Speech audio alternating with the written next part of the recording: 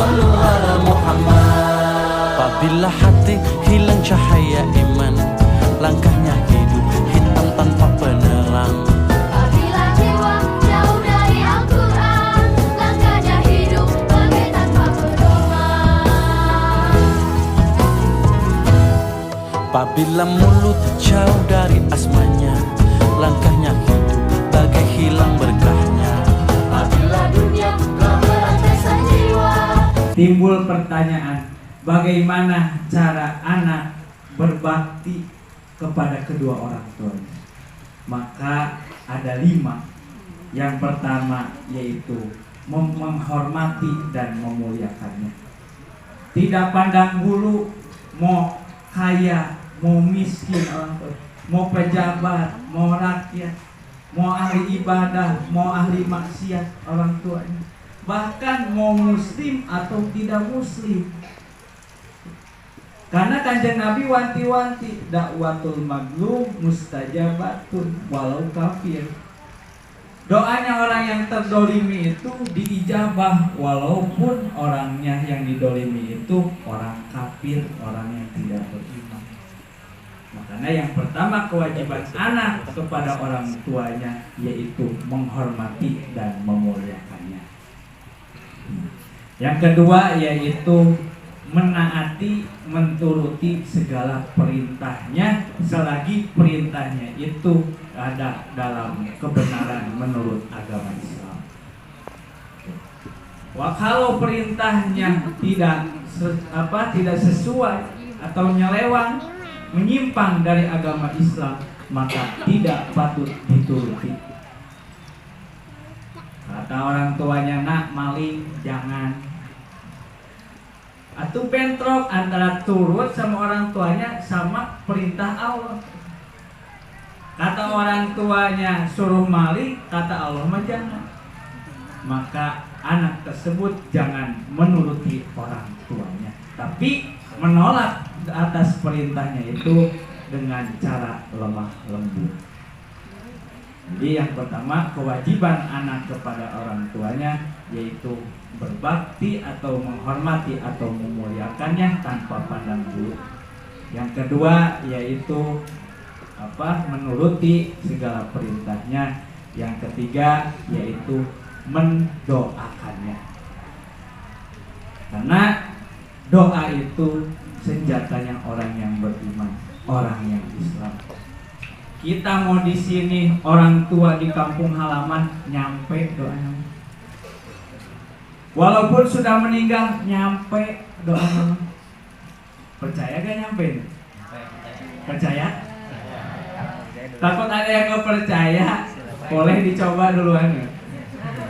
Oleh guru-guru dan didoakan nyampe tidak.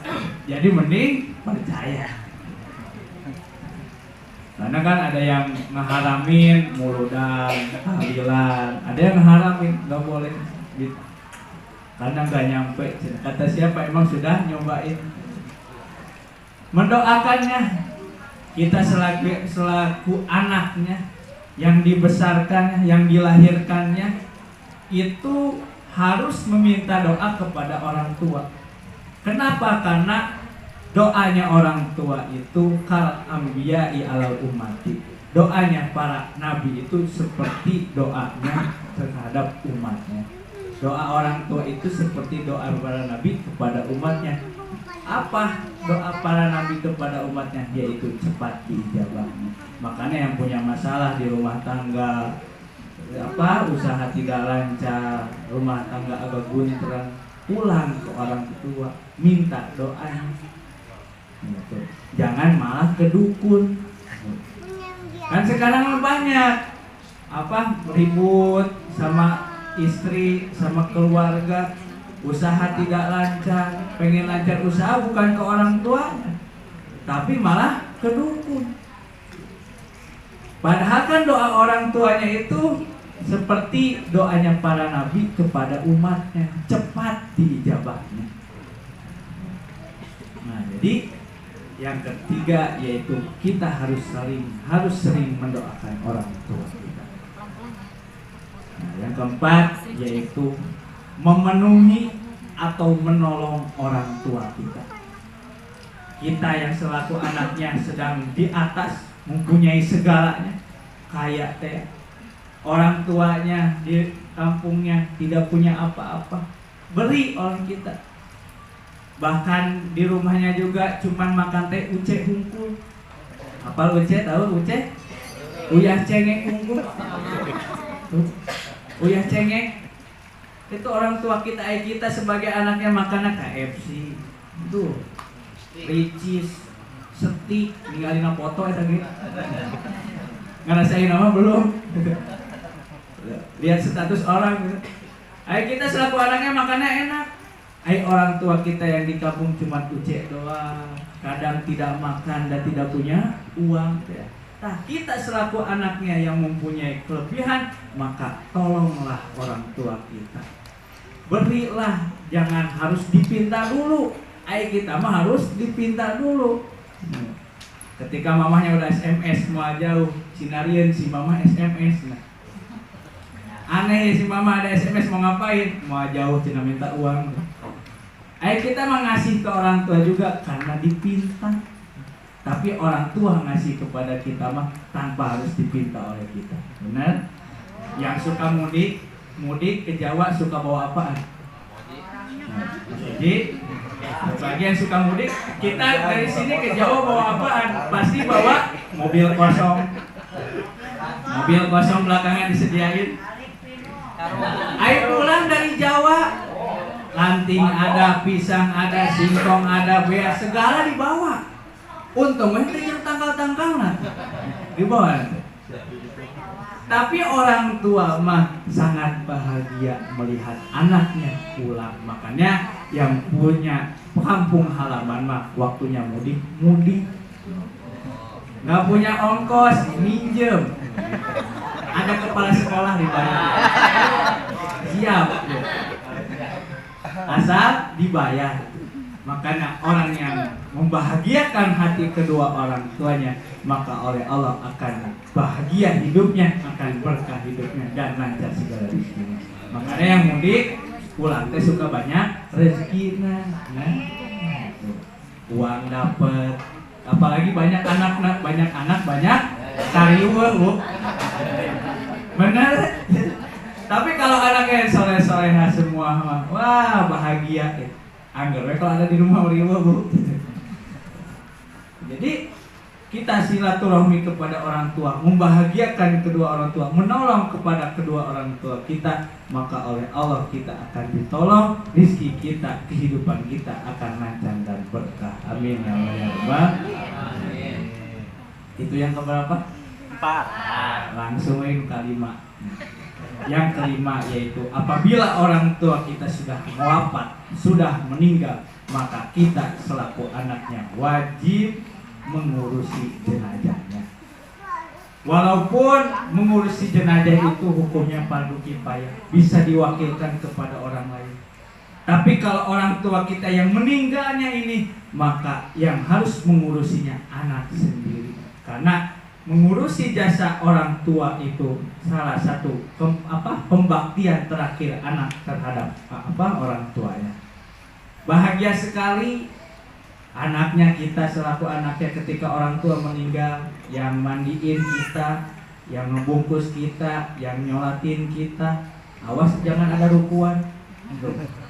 Nah, yang nguburin kita, yang nahlilin kita. Coba kalau kita tidak bisa apa-apa, dipandiin ke orang lain.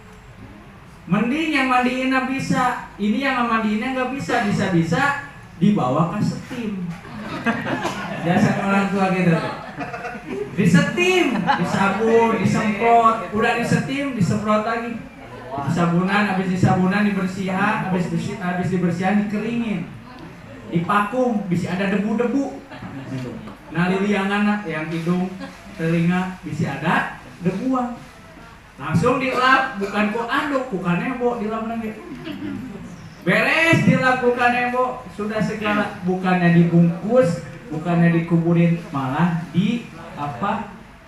dipernis, diherangan, dijual ke showroom, bukan dikuburin. Tapi kalau kita selaku anaknya mempunyai ilmunya, mempunyai bisa segala-galanya, maka yang mengurus nanti orang tua kita adalah kita selaku umat, selaku anaknya. Bahagia sekali. Kita bahagia, orang tua kita juga sangat bahagia. Karena orang tua yang meninggal juga penglihatannya masih bisa mengawasi kita. Bahkan yang sudah meninggal mah itu lebih awas, lebih detail melihatnya. Untuk sekarang kita di sini, orang tua kita mah nggak tahu kita lagi ngapain di sini. Tapi kalau orang tua yang sudah meninggal mah, kita mau dimanapun itu ada dalam keawasannya, dalam ada CCTV-nya. Itu orang yang sudah meninggal. Ayo kita mah, ibunya di kamar, anaknya di kamar hiji nggak tahu. Anak lagi ngapain? Bisa wae lagi ngegame, lagi tidur, lagi tadarus. Ayo di SMS ke orang tua mana? Tadarus siap bu. Ayo di kamar nama dangdutan atau TikTokan. Dan sekarang mah TikTok segalanya bu. Jadi yang kelima, kewajiban anak terhadap orang tuanya yaitu mengurusi jenazahnya ketika mereka wafat. Semoga kita di bulan Ramadan ini terus tingkat amal-amal ibadah kita, karena orang yang paling rugi di bulan Ramadan ini adalah orang yang merasakan bulan Ramadan tapi amal ibadahnya bukan meningkat malah jadi nurun. Karena di bulan Ramadan mah semua pahalanya juga dilipat ganda. Makanya katakan yang Nabi, apabila umat kami tahu perkara yang ada di dalam bulan Ramadan, kalau bukan yang Nabi dikasih tahu, kalau Allah dikasih tahu, maka yakin umat kami ingin setiap bulannya menjadi bulan Ramadan. Siapa tiap bulan jadi bulan Ramadan? Pasti bapak-bapak mah tidak siap, karena bapak-bapak mah tidak ada libur puasana. Ai ibu-ibu mah ada libur puasana. Jadi kalau ibu-ibu tidak puasa, dilihat orang lain juga biasa. Oh lagi head atau lagi menyusui. Ini kalau ada lihat laki-laki atau bapak-bapak tidak puasa, oh takut dilihat orang lain, oh lagi head atau lagi menyusui. Jadi bapak-bapak menyusui, oh.